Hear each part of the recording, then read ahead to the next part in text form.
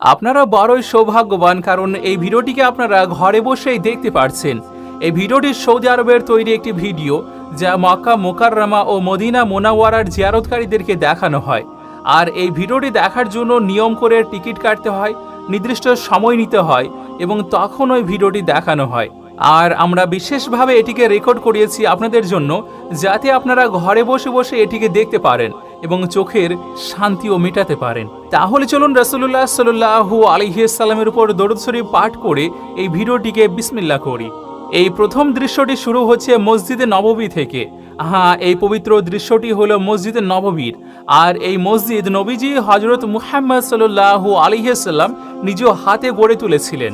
তো এই যে বাম পাশে যেটি আপনারা দেখতে পাচ্ছেন, এটি হলো হযরত ফাতিমাতুজ জোহরা রাদিয়াল্লাহু তাআলা আনহার পবিত্র ঘর, এবং তার পাশে আছে হযরত আয়েশা সিদ্দিকা রাদিয়াল্লাহু তাআলা আনহার ঘর। এখানে বাম পাশের এই ঘরটি হযরত আলী রাদিয়াল্লাহু তাআলা আনহু ও হযরত ফাতিমা রাদিয়াল্লাহু তাআলা আনহার ঘর। আর এই দুই ঘরের মাঝখানে কিছুটা জায়গা খালি আছে, আর সেখান থেকে একটি ছোট্ট গলি বেরিয়ে আছে।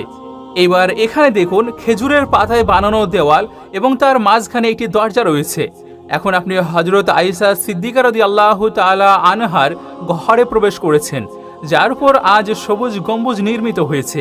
সেই জন্য আমরা সকলে একবার একসঙ্গে পড়ে নিই বিসমিল্লাহির রহমানির রহিম এবং আসসালামু আলাইকা ইয়া রাসূলুল্লাহ সাল্লাল্লাহু আলাইহি ওয়াসাল্লাম। আমরা কিন্তু আপনাদেরকে ভার্চুয়ালি এই পবিত্র স্থানগুলো দেখাচ্ছি। এখন এই বাম পাশে রয়েছে নবী পাক সাল্লাল্লাহু আলাইহি ওয়াসাল্লামের পবিত্র কক্ষ মোবারক, আর ডান পাশে রয়েছে মসজিদে নববী। এবং মসজিদে নববীর যে দরজাটি নবীজি সাল্লাল্লাহু আলাইহি ওয়াসাল্লামের কক্ষের সঙ্গে সংযুক্ত ছিল, সেই দরজা দিয়েই আপনি সাল্লাল্লাহু আলাইহি ওয়াসাল্লাম মসজিদে নববীতে প্রবেশ করতেন। আর এই দরজাটি আজও বিদ্যমান আছে। নবী করিম সাল্লাল্লাহু আলাইহি ওয়াসাল্লাম যখন মসজিদে নববী থেকে নিজের পবিত্র কক্ষে যেতেন, তখন এই দরজাটির মাধ্যমে যেতেন, মানে এই পথ দিয়েই আপনি সাল্লাল্লাহু আলাইহি ওয়াসাল্লাম হুজরা মুবারকে প্রবেশ করতেন। আর এটি হলো সেই ছোট্ট পবিত্র উঠান, যা হযরত আয়েশা সিদ্দিকা রাদিয়াল্লাহু তাআলা আনহার ছিল। এবার আপনারা আরও একটি মনোমুগ্ধকর দৃশ্যকে দেখুন আর নিজের প্রাণকে ঠান্ডা করিয়ে নিন। বাম পাশে হযরত হাফসা রাদিয়াল্লাহু তাআলা আনহার ঘর, আর উপরের দিকে যেটি ছাদ বা চাতাল দেখা যাচ্ছে, সেটি হযরত আয়েশা সিদ্দিকা রাদিয়াল্লাহু তাআলা আনহার ঘর তথা নবী করিম সাল্লাল্লাহু আলাইহি ওয়াসাল্লামের পবিত্র কক্ষ মোবারক। আর ডান পাশেরটিও হযরত ফাতিমা রাদিয়াল্লাহু তাআলা আনহার মুবারক ঘর। তো এই দৃশ্যটিকে মনোযোগ সহকারে দেখুন আর সেই সঙ্গে সঙ্গে চোখ ও মনে গেঁথে নিন। এবার এই বাম পাশের ঘরটি, যেটি আপনাদেরকে আগে জানিয়েছিলাম, সেটি হযরত হাফসা রাদিয়াল্লাহু তাআলা আনহার ঘর, আর যা হযরত ফাতিমাতুজ জোহরা রাদিয়াল্লাহু তাআলা আনহার ঘরের অপর পাশে ছিল। আর এটি হলো নবী করিম সাল্লাল্লাহু আলাইহি ওয়াসাল্লামের হুজরা মুবারক বা পবিত্র কক্ষের ভিতরের অংশ। আর এটি সেই ঘর যেখানে আজও নবী করিম সাল্লাল্লাহু আলাইহি ওয়াসাল্লামের নিজের দুই ঘনিষ্ঠ সঙ্গী হযরত আবু বকর সিদ্দিক রাদিয়াল্লাহু তাআলা আনহু ও হযরত ওমর ইবনে খাত্তাব রাদিয়াল্লাহু তাআলা আনহুর সঙ্গে বিশ্রাম নিচ্ছেন। এবার আপনারা নবী করিম সাল্লাল্লাহু আলাইহি ওয়াসাল্লামের কিছু ব্যবহৃত পবিত্র জিনিসকে দেখতে পাচ্ছেন। এই দুই জাহানের শ্রেষ্ঠ নেতা রাহমাতুল লিল আলামিন হুজুর সাল্লাল্লাহু আলাইহি ওয়াসাল্লামের এটি পবিত্র কক্ষ। আপনারা দেখতে পাচ্ছেন বাইরের দিকে একটি সিঁড়ির মতো জায়গা দেখা যাচ্ছে। এই সম্পূর্ণ ভিডিওটিকে হাদিসের আলোকে চিহ্নিত করা হয়েছে, আর সৌদি সরকার বিশেষভাবে এই ভিডিওটিকে তৈরি করেছে। এবার দেখুন, উপরে একটি চাতালের মতো স্থাপনা বানানো হয়েছে। আর এই চাতাল কি উদ্দেশ্যে বানানো হয়েছে, হাদিসের আলোকে আমি নিজেও এখনো অনুসন্ধান করছি। হয়তো নবীজি সাল্লাল্লাহু আলাইহি ওয়াসাল্লামের জীবনী সংক্রান্ত কোনো গ্রন্থে এর ব্যাখ্যা পাওয়া যাবে। এবার এখানে কল্পনা করুন, যখন সূর্য এই চাতালের উপর দিয়ে অতিক্রম করত, তখন কেমন ছায়া পড়তো এই স্থানে। এই দরজাটিও খোলা রয়েছে, আর ভিতরে রয়েছে নবী করিম সাল্লাল্লাহু আলাইহি ওয়াসাল্লাম। আর এটি হলো পৃথিবীর সবচেয়ে পবিত্র সর্বশ্রেষ্ঠ স্থান বাইতুল্লাহ, মানে খানা কাবা, আল্লাহর ঘরের পর। আর এটাই হলো হুজরায়ে নবী সাল্লাল্লাহু আলাইহি ওয়াসাল্লাম। সুবহানাল্লাহ, আমি সত্যিই কৃতজ্ঞ জ্ঞাপন করছি সৌদি সরকারের প্রতি। শুকরান ইয়া হাকুমা সৌদিয়া। এবার চলুন আরও এগিয়ে যাই। এটি হলো হুজুর সাল্লাল্লাহু আলাইহি ওয়াসাল্লামের পবিত্র খাট মোবারক। এটি হলো আপনার মোবারক জুতো। এবার নিচে আপনি হুজুর সাল্লাল্লাহু আলাইহি ওয়াসাল্লামের মোবারক বর্ষা দেখতে পাচ্ছেন। উপরে কিছু তীর ঝুলানো রয়েছে, আর এখানে কিছু জিনিস, যার মধ্যে একটি প্রদীপ, একটি পেয়ালা, আরও কিছু ছোট ছোট পবিত্র জিনিস স্মৃতিচিহ্ন হিসাবে এখানে সংরক্ষিত রয়েছে, আর যেগুলোর উল্লেখ বিভিন্ন হাদিসেও পাওয়া যায়। এবার দেখুন সেই সময়কার দেওয়ালগুলো কেমন ছিল। এই ধরনের দেওয়ালের বিষয়ে একবার হযরত আয়েশা সিদ্দিকা রাদিয়াল্লাহু তাআলা আনহা চেয়েছিলেন সেগুলো একটু সাজাতে। তখন এক হাদিসে নবী করিম সাল্লাল্লাহু আলাইহি ওয়াসাল্লাম বলেন, এখানে যখন কাপড় টানানো হয়েছিল তখন তিনি পছন্দ করেননি। এবার এখানে দেখুন নবী করিম সাল্লাল্লাহু আলাইহি ওয়াসাল্লামের পবিত্র রওজা মোবারক। এই তিনটি কবরের মধ্যে ডান দিকেরটি হযরত মুহাম্মদ সাল্লাল্লাহু আলাইহি ওয়াসাল্লামের, মাঝখানেটি হযরত আবু বকর সিদ্দিক রাদিয়াল্লাহু তাআলা আনহুর, আর বাম দিকেরটি হযরত ওমর ইবনে খাত্তাব রাদিয়াল্লাহু তাআলা আনহুর। মানে তিনটি পবিত্র কবর একই সরল রেখায় অবস্থিত আছে। আর এই দৃশ্যটি সৌদি সরকার নির্মিত করেছে, মদিনা মুনাওয়ারা ওয়ালারা বানিয়েছেন। এবার আপনি এখন যেটি দেখছেন এটি তিনটি কবর মোবারকের সামনের দিকে সোনালী জালির দেওয়াল রয়েছে, যেটা সাধারণত মানুষরা পেরিয়ে যায়, আর সেটি হলো ডান দিকের দেওয়াল যেটি এই সোনালী জালির দিকে আসে। তো এই অভিভূতকর দৃশ্যটি গভীর মনোযোগে দেখুন এবং নিজের মনকে ঠান্ডা পৌঁছান। তো এইভাবেই এই পবিত্র কবরগুলো ভিতর থেকে দেখতে কেমন হতো তা ধারণা করা যায়। এবার এই জিনিসগুলো সম্ভবত তখন যেমন ছিল তেমনই এখনো সজ্জিত আছে।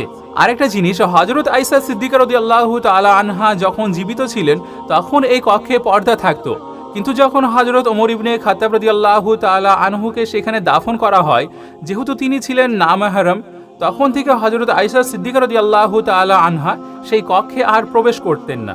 আর এরপর যখন তিনি ইন্তেকাল করেন তখন ওই কক্ষের দরজা চিরতরে বন্ধ করে দেওয়া হয়। পরে হযরত ওমর বিন আব্দুল আজিজ রাহমাতুল্লাহ আলাই এই কক্ষে কালো পাথরের ইট দিয়ে একটি বর্গাকৃতির ঘর তৈরি করেন, খানা কাবার মতো, এবং চারকোনা করে বানানো হয়। মানে সম্পূর্ণ হুজরা এক চোকার হয়ে যায়, আরেকটি সম্পূর্ণ বিল্ডিংয়ের মধ্যে ধরে যায়। কিন্তু হযরত ওমর বিন আব্দুল আজিজের মনে এই আশঙ্কা দেয় যে লোকের এটি তাওয়াফ করতে শুরু করতে পারে, কারণ সেটি ছিল খানা কাবার মতোই, একদম সেখানে দরজাটাও ছিল না। তাই তিনি এই চারপাশে আরেকটি পাঁচকোনা দেওয়াল নির্মাণ করেন যাতে এর আকৃতি খানা কাবার থেকে আলাদা হয়ে যায়। আর এই পাঁচকোনা দেওয়াল বহু শতাব্দী ধরে মসজিদে নববীর অভ্যন্তরে থেকে গিয়েছিল। আর এই পাঁচকোনা দেওয়ালের চারপাশে মানুষ নামাজ পড়তে আসতো, দেখতো, এবং এর উপরেও একটি গম্বুজ নির্মিত ছিল। তো এরপর যখন পুরানো মসজিদে নববী 100 বছর অতিক্রম করে ফেলেছিল তখন তার সম্পূর্ণরূপে ভেঙে ফেলা হয় এবং নতুনভাবে নির্মাণ করা হয়। এরপর পাথর, চুন এবং উন্নত মানের ইট ব্যবহার করে মসজিদ নির্মাণ করা হয়েছিল। আপনি এখন যে মসজিদটি দেখছেন এটি প্রায় 400 বছর আগের নির্মাণ শৈলীতে তৈরি। আর আজ যখন আপনি সোনালী জালির সামনে দাঁড়িয়ে সালাম পেশ করেন তখন আপনার মন চায় যে ভিতরে কি আছে তা একবার দেখে নিই। তো দেখুন, এই বাম পাশে আপনি রিয়াজুল জান্নাহ এবং মসজিদে নববী দেখতে পান, আর সামনে সোনালী জালি। আপনারা এখানে গিয়ে ডান বাম দিকে তাকিয়ে তো দেখেন। এবার সামনে একটি দরজা দেখতে পাচ্ছেন, আর এই দরজাটির নাম হলো বাবে বক্কি। এখানে সবার ইচ্ছে হয় একবার এই সোনালী জালির ভিতরটাই চোখ বুলিয়ে নেওয়া যায়, আর এটিও সৌদি সরকার সম্ভব করেছেন। মানে সৌদি সরকার কি করেছে, তারা সোনালী জালির দেওয়াল সরিয়ে দেখিয়েছে যে মানে যদি এটি সরিয়ে নেওয়া হয় তাহলে ভিতরটি কেমন দেখতে হবে সেটিকেও দেখিয়েছে। তো সেই জন্য এটিকেও দেখে নিন, হৃদয়কে জুড়ানো একটি দৃশ্য। সুবহানাল্লাহ, সুবহানাল্লাহি ওয়া বিহামদিহি, সুবহানাল্লাহিল আযীম। আসসালাতু আসসালামু ইয়া রাসূলুল্লাহ সাল্লাল্লাহু আলাইহি ওয়াসাল্লাম। এবার এখানে আপনি সবুজ কাপড় দেখতে পাচ্ছেন, আর তার নিচেই সেই ঐতিহাসিক পাঁচকোনা দেওয়ালটি দেখা যাচ্ছে। এবার যদি পাঁচকোনা দেওয়াল থেকে হটিয়ে দেওয়া হয় তাহলে তার ভিতর দেখতে পাবেন চারকোণ দেওয়াল। আর যখন চারকোনা দেওয়ালের নজরে আসে তখন এটি তার ভিতরের দৃশ্য, যার ভিতরে হুজরা মুবারকের দেওয়াল আছে। তাহলে যখন চারকোনা দেওয়াল সরিয়ে দেওয়া হয় তখন কি নজরে পড়বে? তখন মুবারক রওজায় নজরে পড়বে। এখানে দেখুন, এতে মোটামুটি 6 ফুটের নিচের একটি এলাকা, এটিও মদিনা ওয়ালারাই বানিয়েছেন। তো এইভাবে আপনারা মদিনার সেই জমিন দেখতে পাবেন। আর রাসূল সাল্লাল্লাহু আলাইহি ওয়াসাল্লামের ঘরের ভিতরে যে বালি সেটি আজও ঠিক সেই সময়কার মতনই আছে, আর তার ভিতরে 3 মুবারক কবর। এবার আব্দুর রহমান আল সামুদ রহমতুল্লাহ আলাই যখন নিচে নেমেছিলেন তখন তিনি দেখেছিলেন বাকি 2 কবর তো মোটামুটি জমি বরাবর হয়ে গিয়েছে, যদিও 1-2 ইঞ্চি পার্থক্য হবে, যা হযরত ওমর বিন খাত্তাব রাদিয়াল্লাহু তাআলা আনহুর কবর মোবারক ছিল। তো আবারও জানিয়ে দিচ্ছি, এই সম্পূর্ণ দৃশ্যটিকে সৌদি সরকার মদিনা ওয়ালারা আপনাদেরকে দেখিয়েছে। চোখকে নরম করে নিন, হৃদয়কে ঠান্ডা করে নিন। সম্পূর্ণ পৃথিবীর মুসলমানের চোখকে ঠান্ডা করার জন্য সৌদি আরবের লোকেরা এই ভিডিওটিকে বানিয়ে দিয়েছেন। আর আমরা আশা রাখছি আপনারাও নিজের চোখ ঠান্ডা করে নিয়েছেন। এবার সকলের জন্য দোয়া করব, আর নবী করিম সাল্লাল্লাহু আলাইহি ওয়াসাল্লামের উপর সহস্র দরুদ পাক পাঠিয়ে দেন যাতে করে আপনার দুনিয়া আখিরাত উভয় জায়গায় কামিয়াব হয়ে যায়। আমিন।